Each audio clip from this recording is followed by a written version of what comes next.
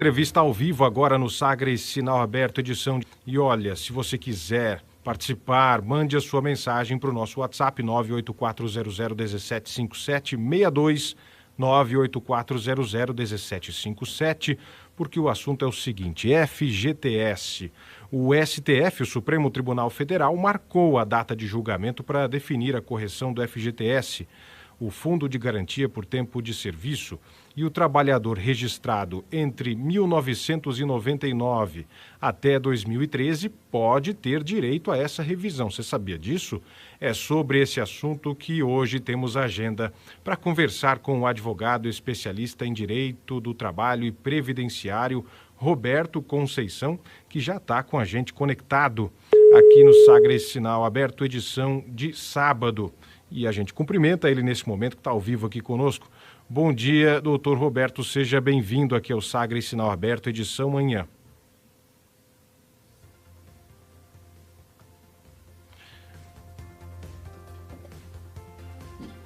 Compartilhando aqui o material de vocês, está muito bacana, tenho acompanhado aqui, realmente está sensacional.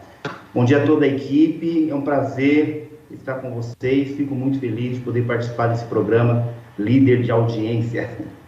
Obrigado, doutor Roberto. Nós que agradecemos aqui a sua presença e disponibilidade para trazer esses esclarecimentos aqui para quem acompanha a gente na Sagres, no Sistema Sagres de Comunicação. E olha, doutor Roberto, essa data, essa audiência que está marcada agora para o mês de maio, né? Não é no mês de abril, é no mês de maio, para julgar a correção do FGTS. Por que essa nova data foi marcada? Antes da gente começar a explicar no que consiste esse julgamento, por que foi marcada, então, essa nova data lá no Supremo para discutir esse assunto? Nós sabemos que a agenda do STF ela é muito, muito apertada, né? E em muitas situações, os ministros pedem vistas, precisam entender ali o contexto, né?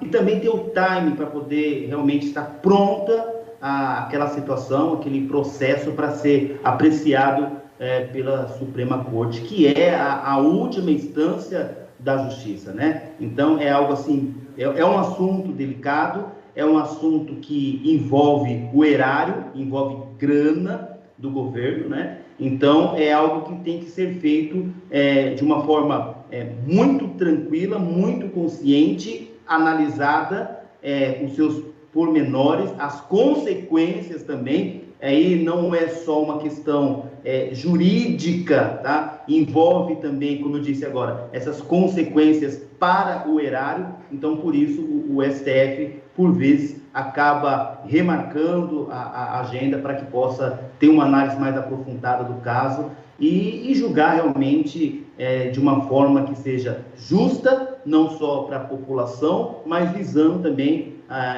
o equilíbrio dessa questão da administração pública, né?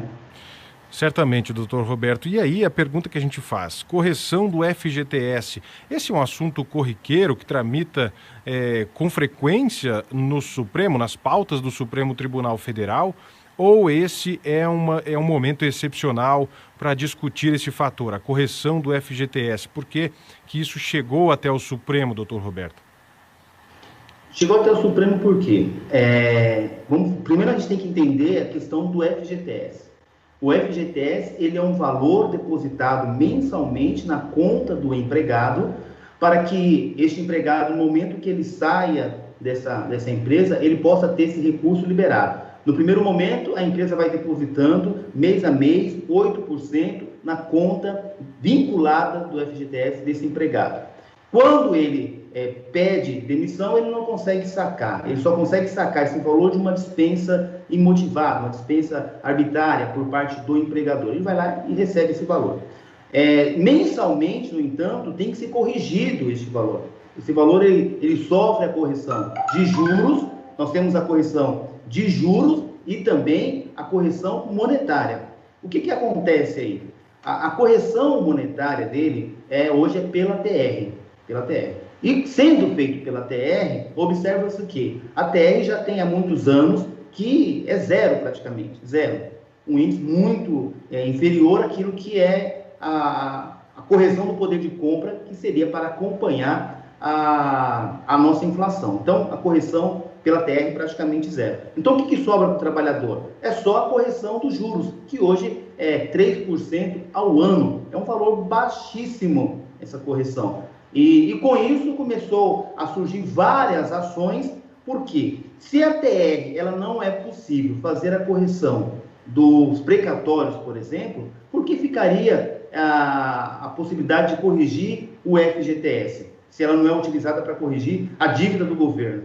Então começaram a pipocar diversas ações no sentido de que afastar a correção do FGTS pela TR e que fosse aplicado o INPC, o IPC, o índice que acompanhe a correção, que acompanhe a inflação. Com isso, muitas ações foram parar na justiça e muitos juízes julgaram improcedente, né? Dizendo que não era cabível a mudança desse índice, tá? E muitos juízes também, sabiamente, suspenderam esse processo, porque em 2014 o Partido Solidariedade ingressou com uma DIN 5090. Essa DIN 5090 justamente para afastar, ter como inconstitucional a TR e trazer um novo índice de correção. Então, são várias ações na justiça, que algumas sobrestadas, que nós chamamos tecnicamente, outras improcedentes. O próprio STJ julgou improcedente, e isso acabou parando no STF, que é a Suprema Corte, que é o topo da justiça, guardiã da Constituição, para analisar se realmente vai ser considerado inconstitucional afastar a TR para que venha um outro índice de correção. E com isso, corrigir o FGTS de uma forma mais justa. Nós estamos conversando ao vivo aqui no Sagres Sinal Aberto, edição de sábado, com o advogado especialista em Direito do Trabalho e Previdenciário, Roberto Conceição, sobre essa questão da correção do FGTS, que já tem data para ser julgada no Supremo Tribunal Federal.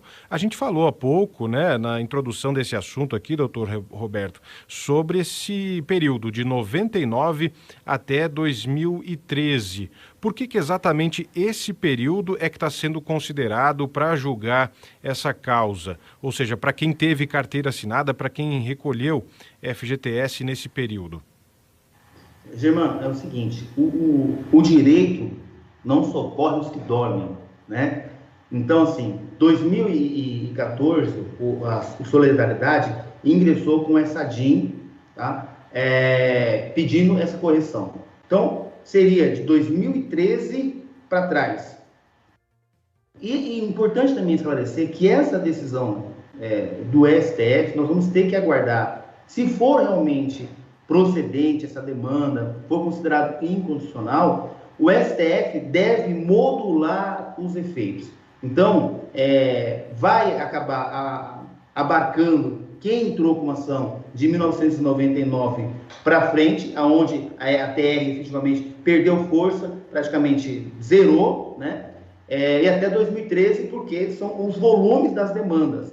Agora, o STF, ele vai modular, sendo procedente essa demanda, vai modular se vai ter o envolvimento somente dessas pessoas de 1999 até 2013, ou vai também abarcar as pessoas que trabalharam de forma registrada com o FGTS, né, recentemente.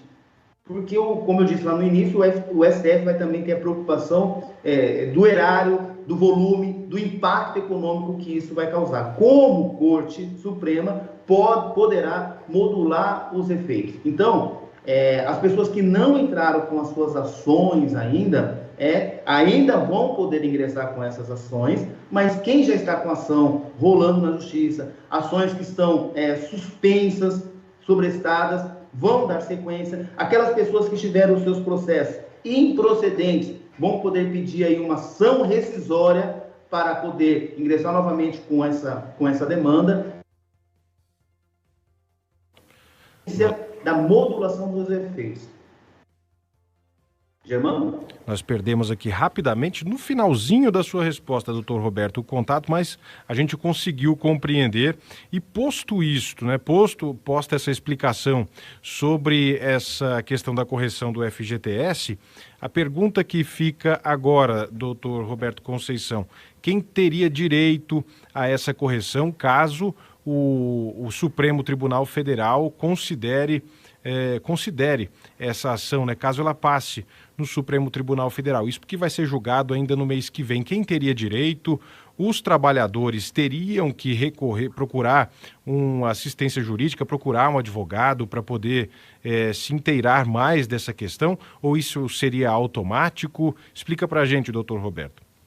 Então, veja, Germano, quem já ingressou com essa demanda, que já está rolando na Justiça Federal, o que acontece? O STF sentenciando, essas pessoas vão poder dar sequência nos seus processos ali, vai ter execução, todo o trâmite processual. Então, acho que perdeu um pouquinho o finalzinho aí, mas quem trabalhou com carteira assinada e trabalha com carteira assinada poderá ingressar com ação pleiteando essa correção. Volto a dizer, volto a reforçar, também temos que ficar atento quanto à modulação dos efeitos dessa decisão. Até porque vamos ter nessa sentença qual será o período, qual as pessoas que serão alcançadas. O STF vai modular isso. Então é importante deixar isso claro, porque às vezes as pessoas podem achar que vai ser automático, de repente o valor vai aparecer na conta e não vai ser bem por aí, tá? Muitas pessoas já ingressaram com as suas ações, segue o ritmo normal. Quem não entrou com ação, sendo positiva a ação, poderá ingressar com ação, inclusive sem a figura do advogado. Eu indico sempre procurar um especialista na área, um especialista voltado para essa situação, para poder apresentar as defesas, apresentar os cálculos, mas a pessoa poderá também, até 20 salários mínimos, atuar sem a presença do advogado tranquilamente, tá? Não precisa procurar. E essa correção, né, essa correção do FGTS que foi definida aí, o senhor me corrija se eu estiver errado, doutor Roberto, foi em 1991, isso estaria gerando algum tipo de prejuízo para quem tem aí, por exemplo, a carteira assinada, para quem está com o serviço ativo nesse momento, com a carteira ativa, isso estaria gerando algum tipo de prejuízo para o trabalhador, doutor Roberto, ou não? Muito boa sua pergunta, Germano. Assim, as pessoas que trabalharam registradas e não conseguiram sacar o FGTS na época, se a conta se tornou inativa, poderão receber também, e olha, poderá receber uma grana razoável. Essas pessoas que não conseguiram sacar, que estão com conta inativas. Alcança essas pessoas também. As pessoas que conseguiram sacar o FGTS nesse período também poderão discutir essa situação. E qual que é o prejuízo disso? De não ter a correção de uma forma adequada, pelo índice adequado. Por exemplo, se pegar a calculadora do Banco Central, uma pessoa que em 10 anos ela tinha R$5.000 de fundo de garantia, pela TR ela vai ter a correção normal, 5.000, a TR, que é 0 mais 3%, 5.100 e alguma coisa. E pensarmos nisso, numa correção adequada, justa, esse valor partiria para quase R$6.000. Então, existe uma diferença muito grande, é por isso que existe a ADIM pedindo um novo índice, justamente porque o trabalhador teve prejuízo, ou seja, a correção não acompanhou sequer a inflação. E o poder de compra dessa pessoa, se em tese do fundo de garantia, ficou lá embaixo, né? Não teve esse acompanhamento. Então, o prejuízo realmente ele existe. Hoje, doutor Roberto Conceição, dá para dizer quantos brasileiros que teriam direito a essa restituição, pode-se dizer assim, né? Porque uma vez que é feita uma correção, quantos brasileiros que teriam direito a essa correção caso o STF assim determine no próximo mês? Nossa, milhões de brasileiros, mais de 30 muita milhões. Gente. É muita gente que trabalha com carteira assinada, né? Muita gente. É um número que, para você ter uma ideia, só de Bolsa Família, hoje nós temos 14 milhões. Agora nós tivemos a questão do auxílio emergencial de pessoas que estão, inclusive, desempregadas, que deu na ordem de mais de 40 milhões de pessoas. E nós temos aí um número expressivo, certamente mais de 40 milhões de brasileiros que hoje trabalham com carteira assinada, que não teve essa justa correção. Imagine, nós estamos olhando o lado do empregado, ok? Que, como direito do trabalhador, né, advogado trabalhista, a gente vê o lado do empregado, o prejuízo que ele teve no seu bolso por conta de uma correção, que nós temos uma taxa que praticamente zero. E, por outro lado, o que o STF vai observar é o valor que os cofres públicos vai ter que desembolsar em relação a isso, caso o STF bata o martelo. Então, por isso que eu vou dizer que esses efeitos vai ter que ser modulado, tem que ser analisado pelo STF e ter essa equidade, esse equilíbrio aí nessa relação. Temos que ser justo, né? Ao mesmo tempo que nós temos aí o povo brasileiro precisando do auxílio, precisando do Bolsa Família, precisando, por que não, dessa correção, na outra ponta tem o equilíbrio das contas públicas e isso também pode afetar e ter uma decisão aí, de certa forma, que acabe estabelecendo períodos, acabe estabelecendo valores, enfim, temos que aguardar qual será a decisão do STF nesse sentido. E é isso que a gente vai acompanhar com certeza. Já agradecendo a presença do senhor aqui conosco, advogado especialista em Direito do Trabalho e Previdenciário, Dr. Roberto Conceição. Obrigado pelas informações, pelas orientações e esclarecimentos aqui no Sagres Sinal Aberto, edição de sábado. Germano, só uma coisinha. Fique à vontade. Quem quiser acompanhar a DIN 5090, pode entrar direto no site do STF, tá? O site do STF, se entrar no Google aí, você acha fácil, e vai ter a agenda, tá? Agenda. Então, a agenda de abril está fechada, você vai na agenda de maio. No dia 13, isso está com o ministro Roberto Barroso, tá? Então, você pode acompanhar também essa decisão direto no site do STF. Essa audiência que vai acontecer, e aí o senhor esclareça para a gente, no dia 16 de maio, é isso? Dia 13 de maio. Dia 13. Dia 13, a agenda está para o dia 13 de maio. Dia 13 de maio. Tá certo, doutor Roberto Conceição, advogado especialista em Direito Previdenciário e Direito do Trabalho e Previdenciário. Nós que agradecemos a presença do senhor aqui conosco, trazendo esses esclarecimentos que vão estar disponíveis também lá no sagresonline.com.br, e essa entrevista na íntegra você também vai poder acompanhar no nosso portal de notícias. Obrigado, doutor Roberto, mais uma vez. Eu que agradeço, um abraço a você e toda a sua equipe. Um grande abraço, abraço recebido. A gente segue com o Sagres Sinal Aberto, edição de sábado, aqui na Sagres 730, agora para falar de política. Isso porque tem a coluna Sagres em Off com